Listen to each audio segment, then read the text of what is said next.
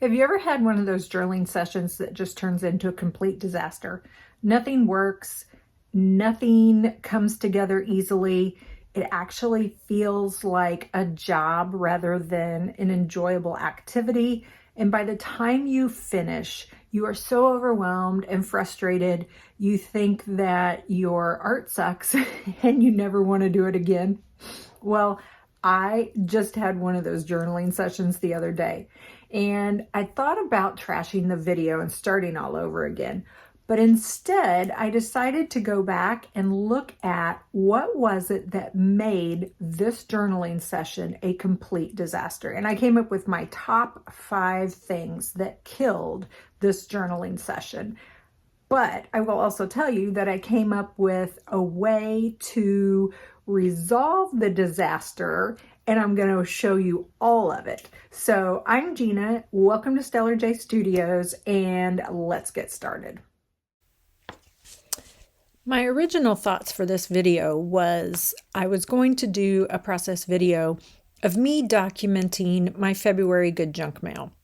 And I was going to incorporate the craft and the activity and the stickers and all the good stuff that was in my February good junk mail. And I was going to put it in my good junk mail journal.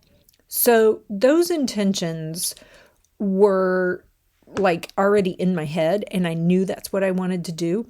But the problem was I started with an image of what I thought this was supposed to look like in my head before I even began. Like I'd been thinking about it for weeks, and I just had this image of how I was going to put all this stuff in, the stickers, the poem, I wanted to cut some construction paper hearts. I wanted to use the doily that I included in the good junk mail, and I wanted to use this sticker because I was really proud of this sticker. And those were great, but the problem is that they were just fixed in my head that I had to get it all in. And nothing kills my creativity more than when I have almost like a guide or a finish line that I have to get to. And I stress out because I want to make it exactly like it is in my head, or I want to finish it in the amount of time that I've given myself. And so that's my number one, is to already go ahead and put a constraint on my journaling process. So I already did that before I even got started. My second thing is, and it goes hand in hand, it's when I ignore the magic that happens while I'm journaling. So see that heart and the blue stripes with the pink stripes and then the white and the little peaks of green? That's magic. And I like caught it as I was doing this video. I caught the magic, but because I had this silly little image in my head of what this was supposed to look like, I just brushed over it and I continued on. And things got worse from there, because now you're going to see a hot mess. I am trying to incorporate every single thing I can, all of my supplies, all of my inspiration. So here's a journal I'm working on, a new collection, and I even pulled that in. Like, what did that have to do with this video? It didn't have anything to do with it. And so I bounce back and forth, and now I'm working on this poem, and I finally realized, as I was working on this poem, that I needed to turn off some of the stuff. So the first thing I did was I turned off my voice. I am not very good at making process videos where I talk as I'm doing it, because I get too worried about trying to talk. And again, it's that too much. I got too much going on. So as soon as I shut my mouth and just kind of let the writing flow, things seemed to open up a little bit more in my head, and I realized I was doing a lot. I was losing my way. And so when I got to the end of writing this, I was kind of like, okay, I just let a bunch of goodness flow through my hands as I was writing that poem. And I liked that because it seemed more like my normal journaling process. And so having that little goodness planted in my mind kind of started me thinking about, okay, well, maybe this doesn't have to be all the things I thought it was going to be. Maybe it could be different. But because I'm very stubborn, I go back to, well, nope. I had a vision in my head of what this was going to look like, and I'm going to double down and I'm going to keep on going, and I'm going to incorporate all the things. I'm going to do every single thing that I possibly can on these 2 little pages. And yeah, it just wasn't working. Back to the writing in that poem. So one of the things that I've grown to love over my decades of journaling is finding someone else's words and copying them over and over and over again. And I don't mean copying them as in I'm trying to make them mine. I mean copying them as I'm literally just writing down their words. I have some poems by Christina Rossetti, which is what this poem was. This poem was by Christina Rossetti. And I have a lot of her poems that I constantly rewrite, especially when I'm getting in my journal and I have nothing. I have nothing in my head. I know I want to journal. I know I want to get creative, but I have nothing in my head to get me started. I will pick up one of her poems. My favorite one is The Moon Tired? And I will just write it. And sometimes I write it 2 or 3 or 4 times. I'll write it with pens. I'll write it with pencils. I'll write it with markers. I write it in print, in cursive. Sometimes I'll illustrate it. Sometimes I just kind of let it just be scribbles and scratches. And that's a great way to get my mind free. Okay, so here's number 4. Notice how I'm going back to that poem that I wrote on that handmade paper, which was a complete disaster because the paper was falling apart. And I'm forcing it to work. I'm forcing it because I have doubled down on here was what I said it was going to look like, and here are all the things I'm going to use, and I, by golly, am going to make this work. And so I didn't give in to the goodness that I had when I was doing that writing and the magic that I saw when I was putting in that orange heart. I didn't give in to it. I kept going with what I had in my head that this was going to look like. So now I'm adding some stickers, which the stickers don't bother me too much. I kind of liked how I put the stickers on here. And then I thought, okay, this is not me. This is just me putting stickers and papers down. Well, where's the Gina Johnson in this? So I got out a crayon. This is like an oil pastel, but it works like a crayon. And I drew in some clouds. Now this is where I'm starting to give in to myself, and I'm saying, okay, this is what I like to do when I journal. This is totally unexpected. This was not in my plan when I set out, but I needed to do it because otherwise this was just going to be some paper with stickers, and it could be anybody's. And then it has no meaning. It has no purpose for me because it's not me. It's not doing what I wanted this to do, which was give me some creative juices and help me restore my creative brain. So I pulled this little image out, and I liked it because it has to do with the weather, and it has that snow. Now, I just talked about losing my purpose. So here's number 5. Number 5 is when I lose my purpose for journaling. So I'm going to go back to this whole poem thing again, that I'm still trying to make work. I was pulling in that little stamp over there on the left-hand side with the bird because in my mind I was thinking, okay, with this with this poem, it's about colors. I'm going to put all kinds of things in here that are all the colors in this poem. And I got so caught up in doing that it just, I couldn't do it anymore. And you can see the mess that I have on this right-hand side. I finally got to the point where I was like, okay, enough. I've got to quiet all of this. And so I poured some white paint over it. And as soon as I did that, I made the decision that I was going to pull that heart off. And with that, I was going to abandon all of the ideas that I had in my head when I first started this journaling session. I had quit talking to the camera by this time. I had given up on trying to make that poem work. I still love the poem, and I actually still do use the poem in this spread. I just folded up the little copy that was on my February junk mail, and I stuck it in my envelope.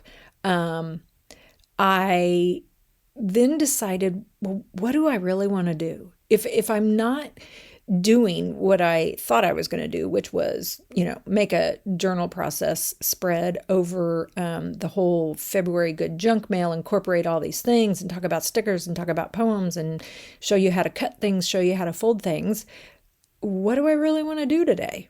And what I really wanted to do was I wanted to draw a rainbow. I wanted to draw a rainbow, and I wanted to put in some really pretty colors because right now it's February. And as much as I love winter, February is one of my least favorite months. It seems to go on longer than any other month, and it's a doldrum. Like it's monotony. It's mundane. There's a lot of gray. There's a lot of cold. And with us, we just got another snowstorm. So we've had, here in Kansas City, we have had quite the snow and quite the winter. I can't remember when we've had this much snow on the ground for this long. So this was getting to me. And what I really wanted to do was I wanted to draw rainbows. So I abandoned everything. And at this point, I figured I'm just going to throw this video away. I'll just keep the camera running, but I'm just going to throw this video away because, it didn't do what I thought I wanted it to do. And now I've veered off on this course where I'm making a rainbow.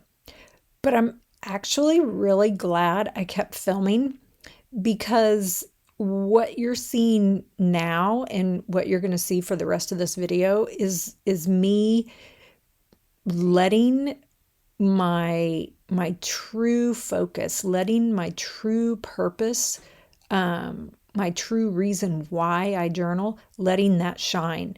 And this is why I journal. I don't journal to show things and to show off products and to hurry up and get pages done and to solicit sales and stuff like that. Although I do flip through journal videos, like when I'm getting ready to do a collection or something on Etsy. But my true purpose, the reason why I started journaling in the first place is because I find peace and I find happiness.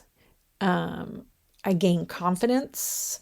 I gain a lot of experience, and I gain so much knowledge because, journaling for me each time is it's like a little experiment.